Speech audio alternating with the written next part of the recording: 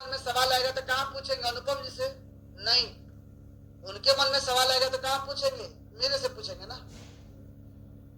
कई बार अब अनुपम जी नए हैं, 15 दिन हुए बिजनेस में, अब उनके अंदर जो कोई भी सवाल हो तो सारे सवाल का जवाब हो सकता है कि चंद्रशेखर जी दे दें, लेकिन फिर भी हम क्या बोलते हैं कि ऐसा है अनुपम जी, आप लिख लीजिए सारे सवाल को, ट्रेनिंग में आइएगा, एक एक करके बैठ करके सारे सवाल को समझ लेंगे।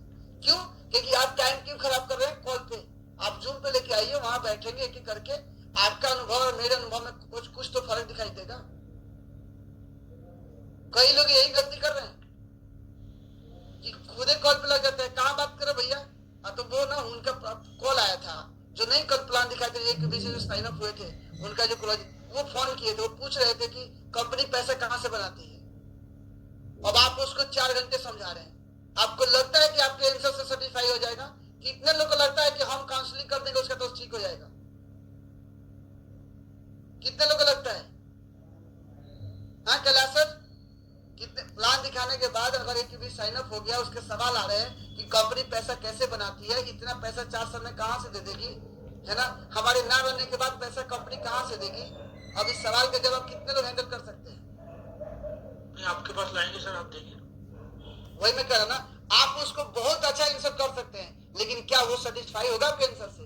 नहीं होगा। लेकिन उसके साथ अगर हम बैठते हैं, कोई अपलाइन बैठता है जो ऑलरेडी उस पोटेंशियल को रिसीव कर रहा है, वो उसको आधे घंटे में 10 मिनट में क्लोज कर देगा। इसीलिए बताता है कि ज्यादातर आपको प्लान दिखाने के बाद आपको बातचीत नहीं करनी होती है, उससे सीधा बोलिए कि सर जितना मन में आपके सवाल है काम करिए, जून पे आइएगा तब भूल जाइएगा, उसको सारे सवाल को लिख करके जून पे आइए। फिर वो कहता है कि जून पे नहीं आएंगे, आप ही बता दो ना। अरे सर बताने के लिए मैं सारी बातें बता सकता हूँ, सब कुछ आंसर कर सकता हूँ, लेकिन जून पे आने में क्या पैसा लग रहा है? अगर इंटरनेट डाटा नहीं है तो कहीं मैं रिचार्ज कर देता हूँ। आता नहीं ठीक है, आता हूँ, वो आएगा भाई जून पे। फिर किसी अपलाइन के साथ बात करिए कि सर इनका ये सवाल था, मैंने इनको कुछ बार मैंने बोला कि जून पे आइए, जून पे आ गए, फिर बैठिए वहां पे।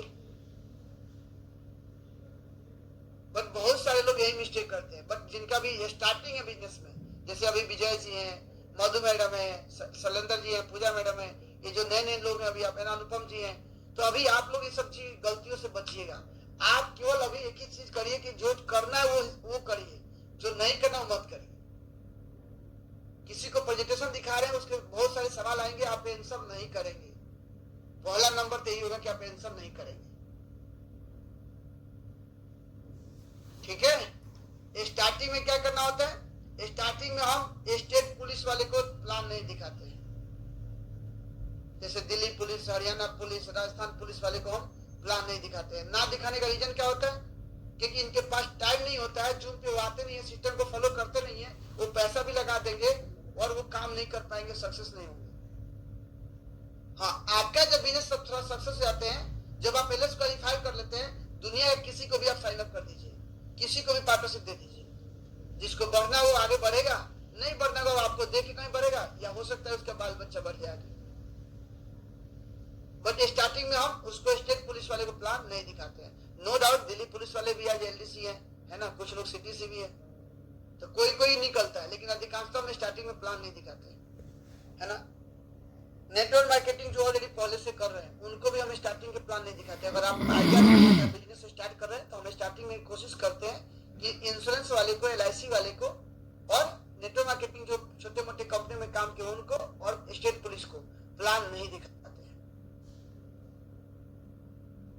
इसके पीछे ना दिखाने का रीजन कोई बहुत बड़ा नहीं, यही है कि आपका पहले बिजनेस हो जाए, जब आपको बिजनेस की समझ आ जाएगी, 10-12 की टीम बन जाएगी, वहां पे आप किसी को साइन अप करिएगा ना, क्योंकि वो इतने सवाल जवाब उनके होते हैं और आपको वो क्या करते हैं, आपकी जर्नी को डिले कर देता है। पूछ के करना है। ये बिजनेस में सबसे बड़ी बात तो ये है ना कि कुछ भी करिए तो एक बार फोन कर दीजिए कि सर मेरे मन में तो ये आ रहा था, क्या मैं ये बोल सकता हूँ, क्या मैं ये कर सकता हूँ? अगर मुझे लगेगा कि हाँ करना चाहिए तो करिए, नहीं तो उसको मत करिए ना। ठीक है? रेडी है सब लोग एलएस के लिए?